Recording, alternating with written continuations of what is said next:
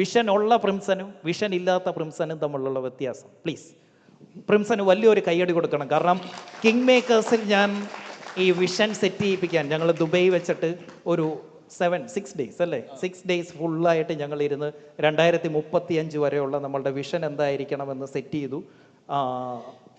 അതിൽ ഏറ്റവും കൂടുതൽ അത് മനസ്സിരുത്തി പഠിച്ചതും അത് ഏറ്റവും കൂടുതൽ വർക്കൗട്ട് ചെയ്തതും ടീമിൽ നടപ്പാക്കിയതും ഏറ്റവും ആദ്യം അത് ഇംപ്ലിമെൻറ്റ് ചെയ്തതും പ്രിംസൺ തന്നെയാണ്. അപ്പം പ്രിംസന് വലിയൊരു കൈയടി. അതുകൊണ്ട് വിഷൻ്റെ ഇമ്പോർട്ടൻസിനെ കുറിച്ചും വിഷൻ എന്തുകൊണ്ട് വേണമെന്നുള്ളതിനെക്കുറിച്ചും എന്നേക്കാൾ നന്നായി ഒരു പക്ഷേങ്കിൽ പ്രിംസന് പറയാൻ പറ്റും. പ്രിംസൺ. Thank you sir. ഞാൻ പറഞ്ഞു, ഞാൻ ഒരു ഫിനാൻഷ്യൽ അഡ്വൈസറായിട്ടാണ് വർക്ക് ചെയ്യുന്നത്. 2007 ഞാൻ ഈ ഇൻഡസ്ട്രിയിലേക്ക് വരുന്നത്. അപ്പോൾ 2007 വന്നു. 2017 ആയപ്പോഴും ഞാൻ മ്യൂച്വൽ ഫണ്ടിൽ ഏകദേശം ഒരു 8 കോടി അസറ്റ് മാനേജ് ചെയ്യുന്നൊരവസ്ഥയിൽ എത്തി. അതായത് ഏകദേശം 11 വർഷം കൊണ്ട് 8 കോടി. അപ്പോൾ ആ സമയത്തൊന്നും നമ്മളെ സംബന്ധിച്ച് പ്രത്യേകിച്ച് വലിയ ലക്ഷ്യങ്ങളൊന്നുമില്ല. പക്ഷെ അതിനുശേഷമാണ് ഞാനിങ്ങനെ പഠിക്കാൻ, കുറച്ചും കൂടി കൂടുതൽ പഠിക്കാനൊക്കെ തുടങ്ങിയത്. അതിനുശേഷം ഞാൻ ഒരു ഓർഗനൈസ്ഡ് വേയിലേക്ക് പോയി. അപ്പോൾ അന്ന് ഞാൻ പറഞ്ഞൊരു കാര്യമുണ്ട്, എൻ്റെ ടീമിൻ്റെ പറഞ്ഞ ഒരു കാര്യമുണ്ട്, നമ്മൾ അധികം താമസിക്കാതെ തന്നെ ഒരു 2-3 വർഷത്തിനുള്ളിൽ 100 കോടിയിലേക്ക് എത്തും. എത്ര? 11 വർഷം കൊണ്ടാണ് 8 കോടി എത്തിയത്. ആ സമയത്താണ് നമ്മൾ പറയുന്നത് 3 വർഷത്തിനുള്ളിൽ 100 കോടിയിലേക്ക് എത്തുന്നത്. അപ്പോൾ ആദ്യം പറഞ്ഞ സമയത്ത് ആരും വിശ്വസിച്ചില്ല. കാരണം എന്താണെന്ന് വെച്ച് കഴിഞ്ഞാൽ നമുക്ക് കാണിച്ചു കൊടുക്കാനൊന്നുമില്ല. പക്ഷേ ദൈവകൃപയാൽ 3 വർഷം കഴിഞ്ഞപ്പോൾ 100 കോടിയിലേക്ക് എത്തി. ആ സമയത്ത് ഞാൻ പറഞ്ഞു, നമ്മൾ ഇനി അടുത്തത് 2 വർഷത്തിനുള്ളിൽ 300 കോടി എത്തുന്നു. അപ്പോൾ ആ സമയത്ത് കുറച്ച് വിശ്വാസമൊക്കെ. കാരണം എന്താണെന്ന് വെച്ച് കഴിഞ്ഞാൽ നേരത്തെ നമ്മൾ പറഞ്ഞ കാര്യങ്ങൾ നടക്കുന്നൊരു സാഹചര്യം ഉണ്ടായി. അപ്പോൾ അതുകൊണ്ട് തന്നെ നമ്മളിങ്ങനെ പറഞ്ഞുകൊണ്ടിരുന്ന വെച്ചാൽ ഞാൻ കാണുന്ന ആൾക്കാരുടെ അടുത്ത് എല്ലാവരുടെ അടുത്തും പറയും, നമ്മൾ ടീമിലേക്ക് പറയും, എല്ലാം പറയും. ഇങ്ങനെ പറഞ്ഞുകൊണ്ടിരുന്ന വെച്ചു. ഇത് എങ്ങനെ നടക്കുമെന്ന് ചോദിച്ചു കഴിഞ്ഞാൽ എനിക്കറിയില്ല.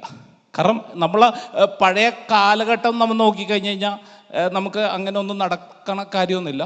പക്ഷേ 2 വർഷം കൊണ്ടായില്ല, 2.5 വർഷം കൊണ്ട് 300 കോടിയിലേക്ക് എത്തി. അപ്പോൾ 300 കോടി എത്തിക്കഴിഞ്ഞപ്പോഴേക്കും ഞാൻ ഏകദേശം ഒരു 1.5-2 വർഷം മുമ്പ് 300 കോടി എത്തിയ 300 കോടി എത്തുന്നതിന് മുമ്പ് തന്നെ ഞാൻ പറഞ്ഞു 2027 നമ്മൾ 3000 കോടിയിലേക്ക് എത്തുന്നു. അപ്പം ഞാനിങ്ങനെ പറഞ്ഞുകൊണ്ടിരിക്കണേണ് 3000 കോടിയിലേക്ക് എത്തും, 2027 3000 കോടിയിലേക്ക് എത്തും. അപ്പോൾ ഈ പറഞ്ഞ സമയത്തൊന്നും ആൾക്കാർക്ക് വിശ്വസിക്കുക എന്ന് പറഞ്ഞു കഴിഞ്ഞാൽ, പക്ഷേ നമ്മൾ ഇതിനു മുമ്പ് പറഞ്ഞ കാര്യങ്ങളെല്ലാം ഇങ്ങനെ നടന്നുകൊണ്ടിരിക്കണോണ്ട് പതുക്കെ വിശ്വസിക്കാൻ തുടങ്ങി. അപ്പോൾ ഞാൻ ഇത് പറയാൻ കാരണം എന്താണെന്ന് വെച്ച് കഴിഞ്ഞാൽ, നമ്മളിങ്ങനെ വലിയ വലിയ സ്വപ്നങ്ങൾ ഷെയർ ചെയ്യുന്ന സമയത്ത് സാറ് പറഞ്ഞു ടാലൻറ്റഡ് പീപ്പിള് പൈസക്ക് വേണ്ടിയല്ല വരുന്നതെന്ന്. ഞാൻ എൻ്റെ ടീമിൽ ഏറ്റവും ടോപ്പായിട്ട് അല്ലെങ്കിൽ ഏറ്റവും മികച്ച രീതിയിൽ പെർഫോം ചെയ്യുന്ന അല്ലെങ്കിൽ എൻ്റെ ഇൻ്റഗ്രേറ്റർ വന്ന കേസ് ഞാൻ പറയാം. എൻ്റെ ഇൻ്റഗ്രേറ്റർ വന്ന അദ്ദേഹം കുവൈറ്റ് എയർലൈൻസിലെ ഒരു ടോപ്പ് ഒരു എക്സിക്യൂട്ടീവ് ആയിട്ടുള്ള ഒരു വ്യക്തിയാണ്. 11 വർഷം അവിടെ എക്സ്പീരിയൻസ് ഉണ്ട്. അപ്പോൾ അവിടെ ഏകദേശം ഒരു 3-3.5 ലക്ഷം രൂപ സാലറി ഉണ്ടായിരുന്ന വ്യക്തിയാണ്. ഈ നാട്ടിൽ ബെൻസ് AMG 1.25 കോടി രൂപക്ക് മേടിച്ച വ്യക്തിയാണ്. അപ്പോൾ എൻ്റെ ഓർഗനൈസേഷനിൽ റിലേഷൻഷിപ്പ് മാനേജർ എന്ന് പറഞ്ഞ ഒരു പോസ്റ്റ് ഇട്ട സമയത്ത് എൻ്റെ ഓർഗനൈസേഷനിലേക്ക് ഇൻ്റർവ്യൂ, കാരണം അദ്ദേഹത്തിൻ്റെ കോവിഡിൻ്റെ സമയത്ത് അദ്ദേഹത്തിന് തിരിച്ചു പോകാൻ പറ്റാത്ത ഒരു സാഹചര്യം വന്നു. അങ്ങനെ ഇദ്ദേഹത്തിൻ്റെ ജോലി പോയി. അപ്പോൾ അങ്ങനത്തെ സമയത്താണ് ഞാൻ ഈ ഒരു സംഭവം പറഞ്ഞത്. അപ്പം എൻ്റെ അപ്പോഴത്തെ നിലവിലത്തെ അവസ്ഥയിൽ 3 ലക്ഷം പോയിട്ട് എനിക്ക് 30,000 രൂപ മാക്സിമം സാലറി കൊടുക്കാൻ പറ്റുള്ളൂ. 30,000 രൂപ എനിക്ക് സാലറി കൊടുക്കാൻ പറ്റുള്ളൂ. അതായത് എത്ര? 10-1 സാലറി. കാരണം അപ്പോഴത്തെ സാഹചര്യത്തിൽ എനിക്ക് അത്ര പറ്റുള്ളൂ. റിലേഷൻഷിപ്പ് മാനേജറായിട്ടാണ് അദ്ദേഹം ജോയിൻ ചെയ്യുന്നത്. അപ്പം ഞാൻ അദ്ദേഹത്തിൻ്റെ അടുത്ത് ചോദിച്ച ഒരു കാര്യം, നമ്മളുടെ കമ്പനിയുടെ ഫ്യൂച്ചർ ഇതാണ്, നമ്മൾ ഇങ്ങോട്ടാണ് പോകാൻ പോണത്. പക്ഷേ നിലവിലത്തെ എനിക്ക് സാഹചര്യത്തിൽ എനിക്ക് ഇത് തരാൻ പറ്റുള്ളൂ. അപ്പോൾ അദ്ദേഹം പറഞ്ഞു, അദ്ദേഹം ഓക്കെ പറഞ്ഞു. അപ്പോൾ ഓക്കെ പറഞ്ഞ സമയത്ത് ഞാൻ അദ്ദേഹത്തിൻ്റെ അടുത്ത് ചോദിച്ചൊരു കാര്യം എന്താണെന്ന് പറഞ്ഞാൽ, താങ്കൾ എത്ര നാൾ ഇവിടെ ഉണ്ടാവും? കാരണം 3 ലക്ഷം രൂപ സാലറി ഉള്ള ആൾക്ക് ഞാൻ 30,000 രൂപക്കാണ് ഞാൻ ജോയിൻ ചെയ്യിപ്പിക്കുന്നത്. എത്ര നാളുണ്ടാവും? അപ്പോൾ അദ്ദേഹം പറഞ്ഞ ഒരു കാര്യമുണ്ട്, സാർ ഞാൻ ഈ ഒരു ഓർഗനൈസേഷനിലേക്ക് വന്നത് പണത്തിന് വേണ്ടിയല്ല. പണം വേണമെങ്കിൽ എനിക്ക് വേറെ ഒരു ജോലിക്ക് വേണമെങ്കിൽ എനിക്ക് വേറെ ഏതെങ്കിലും എയർലൈൻസിൽ പോയി കഴിഞ്ഞാൽ എനിക്ക് ഇപ്പോൾ ഉള്ള സാലറി എനിക്ക് കിട്ടും. പക്ഷേ എൻ്റെ ലൈഫിൽ കുറേ മിസ്റ്റേക്ക് ഞാൻ ചെയ്തിട്ടുണ്ട്. ആ മിസ്റ്റേക്ക് ഇനി ആർക്കും വരരുത്. അതിന് പറ്റാവുന്ന ഞാൻ ഒരു ഓർഗനൈസേഷൻ നോക്കി നടക്കണമായിരുന്നു. അപ്പോൾ ആ സമയത്താണ് സാറിൻ്റെയൊക്കെ ഒരു അഡ്വർടൈസ്മെൻറ്റ് ഞാൻ കണ്ടത്. ഞാൻ ഈ ഓർഗനൈസേഷനെ കുറിച്ച് പഠിച്ച സമയത്ത് എനിക്ക് മനസ്സിലായി ഇതിലൂടെ എൻ്റെ ലക്ഷ്യത്തിലേക്ക് എത്താൻ പറ്റുമെന്ന്. അങ്ങനെയാണ് ഈ പറഞ്ഞ വ്യക്തി എൻ്റെ ഓർഗനൈസേഷനിലേക്ക് വന്നത്. അതായത് ഇന്നിപ്പോൾ ഏകദേശം 2.5 വർഷത്തെ ഇന്നിപ്പോൾ എൻ്റെ ജി എം ആണ്. അപ്പോൾ ഇദ്ദേഹം ഒരു കാരണവശാലും പണത്തിന് വേണ്ടി ഇതുവരെ അദ്ദേഹം എൻ്റെ അടുത്ത സാലറി ഇൻക്രിമെൻ്റ് ഞാൻ കൂട്ടി ഇപ്പോൾ ഏറ്റവും കൂടുതൽ സാലറി കൊടുക്കുന്നത് ഇപ്പോൾ ലക്ഷങ്ങൾ കൊടുക്കുന്നുണ്ട്. പക്ഷേ വന്ന സമയത്ത് അങ്ങനെയായിരുന്നു. സാറ് പറഞ്ഞു പണത്തിന് വേണ്ടി ഇൻ്റഗ്രേറ്റേഴ്സ് ആരും വരില്ല. പണത്തിന് വേണമെങ്കിൽ അവർക്ക് വലിയ വലിയ പല ഓർഗനൈസേഷനിൽ ചെന്ന് കഴിഞ്ഞാൽ അവർക്ക് ചെയ്യാൻ പറ്റും. ഇനി അടുത്തതായിട്ട് എൻ്റെ ഓർഗനൈസേഷനിൽ വന്ന ഇപ്പോൾ ഒരു CFO, അദ്ദേഹം കീടെക്സിൽ സാബു സാറിന് ഡയറക്റ്റ് റിപ്പോർട്ട് ചെയ്തിരുന്ന വെച്ചാൽ CFO ആണ്. 15 വർഷം കീടെക്സിലുണ്ടായിരുന്നു. കീടെക്സിൽ 1 കോടി ടേൺ ഓവർ ഉള്ള സമയത്ത് അദ്ദേഹം ജോയിൻ ചെയ്തു. 700 കോടി ടേൺ ഓവർ ആയ സമയത്ത് അദ്ദേഹം അവിടുന്ന് പോകുന്ന വ്യക്തിയാണ്. അപ്പോൾ അങ്ങനത്തെ ഒരു സാഹചര്യത്തിൽ അദ്ദേഹം ജോയിൻ ചെയ്യുന്ന സമയത്ത് കാരണം ഞാൻ ഇവിടെ മൂന്നാറിൽ വെച്ചാണ്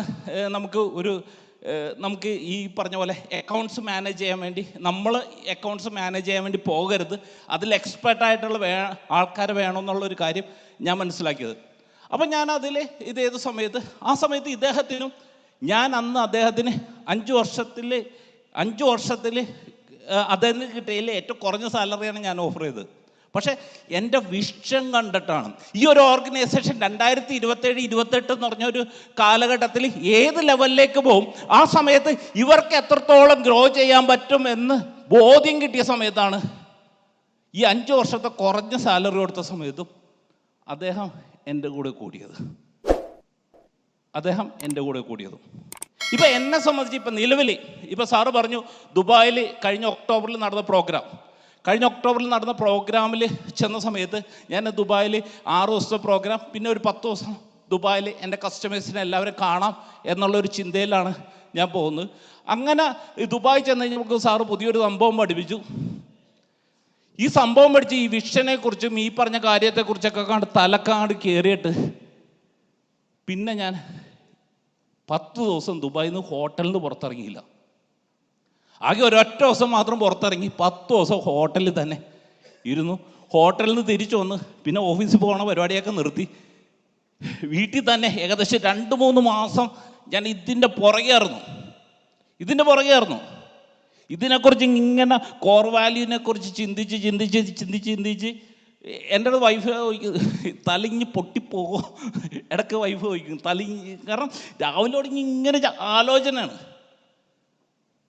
പക്ഷേ ഈ 3 മാസം ഞാൻ ഇതിൻ്റെ പുറകെ നിന്ന് കഴിഞ്ഞപ്പോഴേക്കും എനിക്ക് കിട്ടിയ ഒരു കോൺഫിഡൻറ്റ് ഇന്ന് ആരോടും പറയാനുള്ള, ഇന്ന് ഒരാളും നമ്മുടെ മുമ്പിൽ വന്നു കഴിഞ്ഞാൽ നമുക്ക് അവരോട് സംസാരിക്കുന്ന രീതി 3 മാസം മുമ്പ് പറയുന്ന രീതിയിലല്ല ഇന്ന് ഞാൻ സംസാരിക്കുന്നത്.